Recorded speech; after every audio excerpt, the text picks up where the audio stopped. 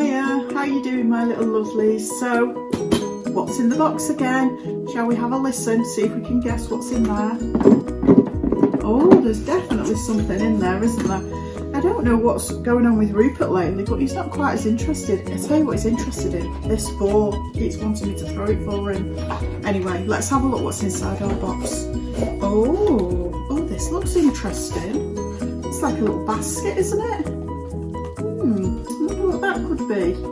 Maybe you could keep an eye out in today's story and see if there's a basket. And if you spot it, why don't you tell whoever you're watching it with and see if we can work out why on earth there's a basket in our box this week.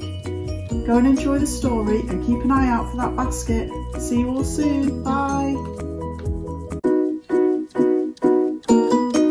Many years went by and there was a new pharaoh in Egypt. He didn't know anything about the good things that Joseph had done. By now there were so many people in Joseph's family, they were called Israelites, God's people. Pharaoh did not like God's people. He made them work really hard. One day, Pharaoh decided to get rid of all the baby boys that belonged to God's family. There was a woman who had a baby boy and she wanted to save him, so she gently laid her baby inside a basket and placed him in the river. The baby started to cry. Pharaoh's daughter saw the basket and opened it. She gently picked up the baby and hugged him. "I want to keep you," the princess whispered.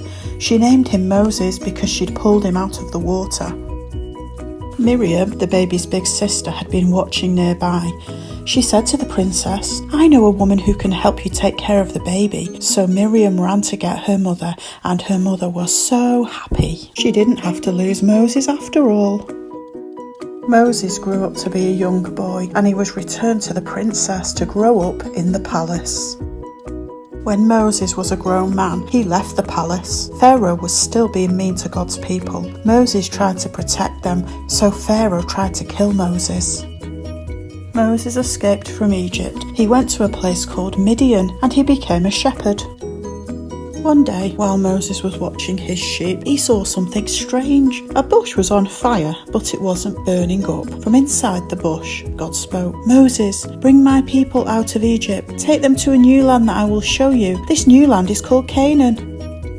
Moses was worried that Pharaoh would not listen. God told Moses to throw his stick on the ground. When he did, the stick became a snake. God told Moses to reach down and grab the snake, and it became a stick again. God said, "I will use signs like this to show Pharaoh that I have sent you."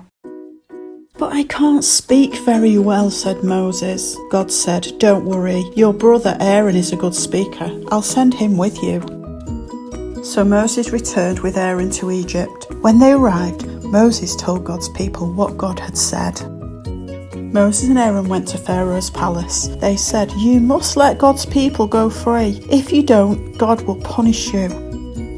Pharaoh said, "No, I do not even know your God." Then he made God's people work even harder.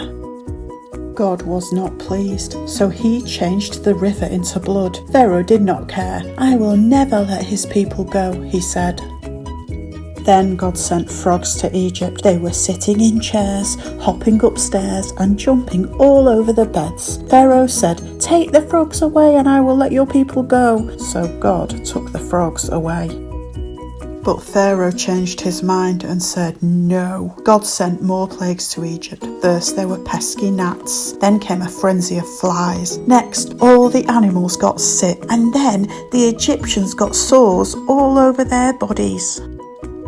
Next, big hailstorms came, and then swarms of locusts ate all the crops. Then darkness covered everything. Sometimes Pharaoh said he would let the people go, but after God had taken away each plague, Pharaoh changed his mind and said no. Moses had one last message from God for Pharaoh.